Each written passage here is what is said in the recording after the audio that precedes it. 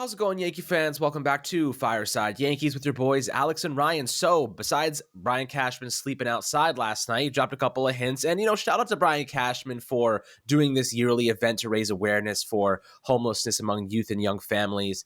I think that is generally a really great thing to do. So, I appreciate the fact that he does that. I definitely give him a lot of respect for sleeping in Times Square, because I certainly wouldn't freaking sleep in Times Square.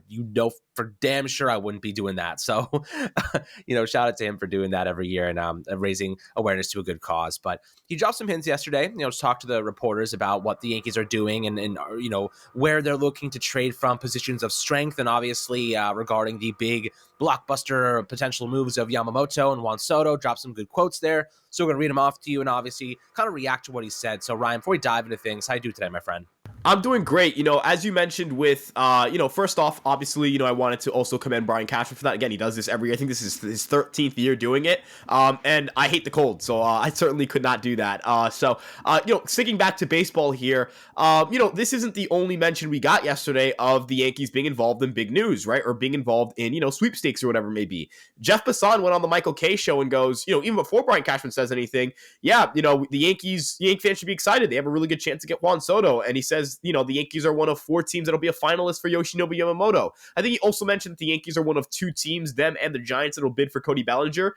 So they're in, right? Like they're clearly looking for top talent. He's not the only reporter to say it. He just joins a list of reporters to say the same thing. Obviously, Andy Martino has been very vocal about the Yankees' interest in Yoshinobu Yamamoto, said that Yamamoto is intrigued by the prestige of New York, which I just want to take a quick victory lap for everybody who said that the New York Yankees do not have any pull. The New York Yankees play in New York, and you can make a lot of money playing in New York. So, everybody, like you and I were kind of pounding the table saying this, like Joe Wolf is not going to care about those comments. He wants to make his agent money. He's a professional. He knows what he's doing, right? Like everyone knew that, except obviously, I guess, people who want to detract or be quick to reaction. So, the big thing here is just that the Yankees seem to be very involved in the big parts of the market. Ken Rosenthal said a few weeks back on Foul Territory that he believed the Yankees are a team to look out for in the offseason. He listed a couple other teams as well in that group. I think he listed Boston, the Dodgers, St. Louis, and maybe the Mets. I'm not sure if you listed the Mets, but the point is the Yankees were involved in that conversation. So they want to do something big. And, again, playing off another report here, Jeff Passan did mention in an article on ESPN, I think it was ESPN Plus, that the Cubs and Mariners are also teams that are well equipped to get Juan Soto, but he doesn't believe they're willing to part with top pitchers to do so. He did not mention that same disclaimer for the Yankees. So, Alex, they seem highly motivated to go get Juan Soto, and we've been saying this all offseason. You get Juan Soto, you forget about all the other bad stuff. You forget about, oh my gosh, Matt Olson's in Atlanta, Corey Seager's in Texas, Bryce Harper's in Philly. All that goes away because you have Juan Soto. The Yankees in their history have had, 2 situations in which they've traded for guys, with MVP pedigree and all that stuff, right? And it was Alex Rodriguez back in 2004 and Giancarlo Stanton back in 2017. Juan Soto would be like trading for Alex Rodriguez if Alex Rodriguez was a left-handed hitter, right? Like, could you imagine if Alex Rodriguez was left-handed? Right? That's the type of player you're getting, right? I looked this up. There are only 8 players in Major League history with more home runs than Juan Soto through their age 24 season. And I need to remind everybody that Juan Soto only played 47 games in 2020 because of a COVID-shortened season. Albert Pujols had 160 home runs through his first 24 years. Albert Pujols was one of the greatest right-handed hitters we've ever seen in our lifetime. So, my point here is he is in an elite company. This guy is off to an elite start. He has more walks than strikeouts. Every metric you say about Juan Soto, he once had a season where his walk rate was higher than his legal age. This guy's a ridiculous baseball talent. Aaron Judge mentioned that he wants players who are going to play every single day. How about a guy who played 162 games last year? There has never been a more perfect fit for the New York Yankees, I think, in my lifetime. I would go as far as to say this is a more perfect fit than when Bryce Harper became a free agent. This is a more perfect fit than Corey Seager when he became a free agent. More of a perfect fit than when Matt Olson was available on the trade market. You get Juan Soto, and it is a match made in heaven. He is the heir apparent to Aaron Judge. When Aaron Judge is, 36, 37 years old, Juan Soto will just be entering his 30s. So, Alex, the way I'm going to pass this off to you, and I know this is me kind of coming off as like a hype machine right now or whatever it may be, you cannot, at this stage of the game, you cannot fail to get Juan Soto with all the buzz. I mean, look, where there's smoke, there's usually fire, as we do know.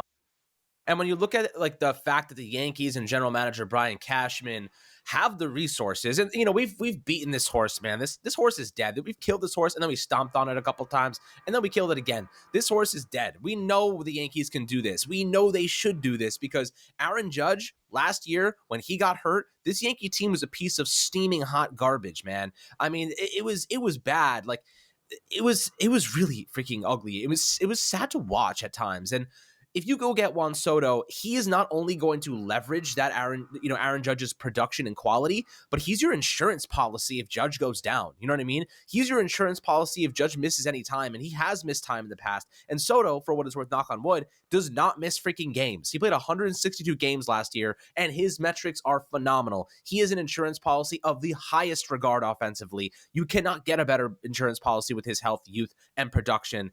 The guy's is in the middle of a Hall of Fame career, and the Yankees have a chance to get him. This is what the Yankees do. This is what they should be doing. They go out and get Hall of Fame level talent, especially one that's 25 years old and not 37 years old like Josh Donaldson was. So, this is an easy decision for the Yankees. Now, I'll say this. Brian Cashman walked back the Stanton comments. I don't know if you saw what he said, but he was like, yeah, like Stanton's great. Like when he's playing, he's awesome. And he walked that back. Clearly, Joel Wolf had something to do with that because I don't think Cashman's not the kind of guy to walk stuff back like that. He says things, they're flatline. Like it's that.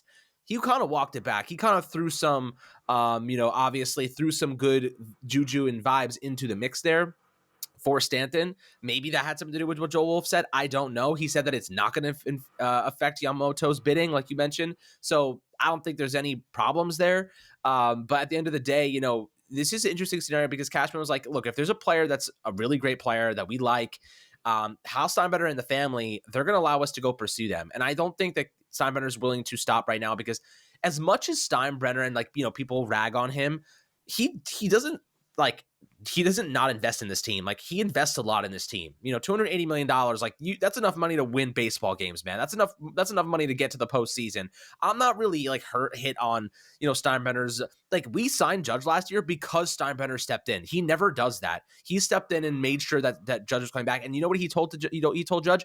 We are going to continue reinforcing the team around you. We are not done. That says to me that he is not going to let. He's not going to stop here. Like he made that promise to Judge. Judge stayed here because of that promise, partially. So I think the Yankees are going to be aggressive. Now, I want to touch on something else he said about the catchers. So he did say that they're going to be trading from positions of strength, and one of those positions is catcher. Kyle Higashioka going to the final year of arbitration. The Yankees probably don't want to pay that $3 million salary. And then obviously you have Ben Rortvedt, who is bad offensively, was Garrett Cole's personal catcher, but he's not as good defensively or offensively as Jose Trevino. I do believe that we see a Wells-Trevino platoon next year, probably more on the side of Wells starting, and then Trevino being that Garrett Cole personal catcher. Who do you think gets traded here? I think they should trade at least. I mean, there's 6 catchers now on the 40-man roster. Obviously, you add in Carlos Narvaez and you add in, Augustin Ramirez, who they just added. So, where do you think they go here in terms of trading catchers? How many think they move? I think Ben Rortvedt, if he has any value as a depth piece, probably gets moved. But Higashioka has the most value of any. I mean, he could start for some teams. So I do believe that it's just a matter of time before he is gone. Yeah, the Yankees are not trading Austin Wells probably, so I'm just going to remove him from that pool of players. Then you obviously have Jose Trevino and Kyle Higashioka, who are the guys you look at as your candidates to back up Austin Wells. And as you mentioned, Jose Trevino is coming back from a wrist surgery. So do you want to trade him at his lowest value, knowing he's the best defensive option of the group, and the fact that he hits left-handed pitching well and has a great rapport with Garrett Cole? I feel like he's the guy you keep.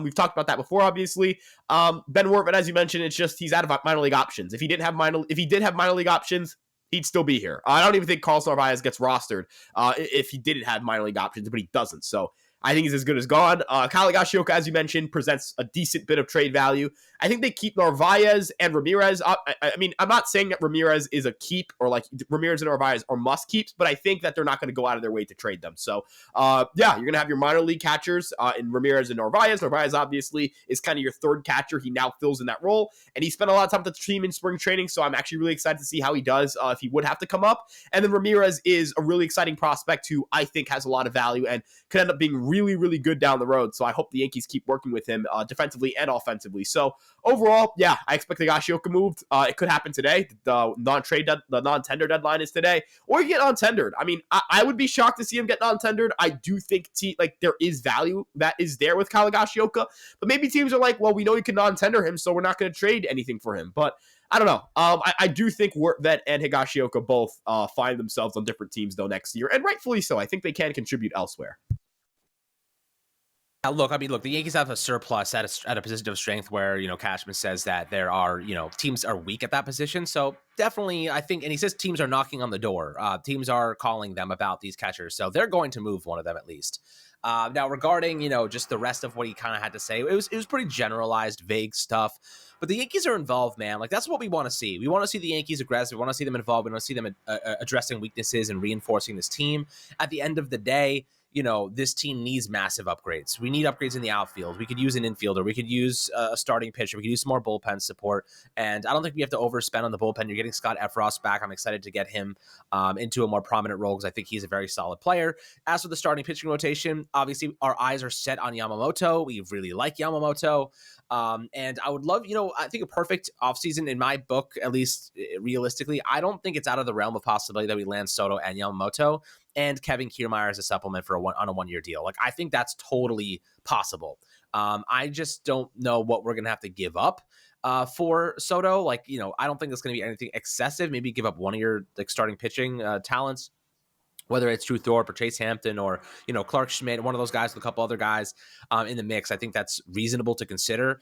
But, at the same time, can the Yankees afford to bring back Montas on a 1-year deal, sign Kiermaier, arbitration, Juan Soto at $30 million, and at the same time also do a Yamamoto $200 million signing? So we'll see what happens, guys. I'm definitely curious to hear your thoughts below in the YouTube comment section. Make sure to like and subscribe as always.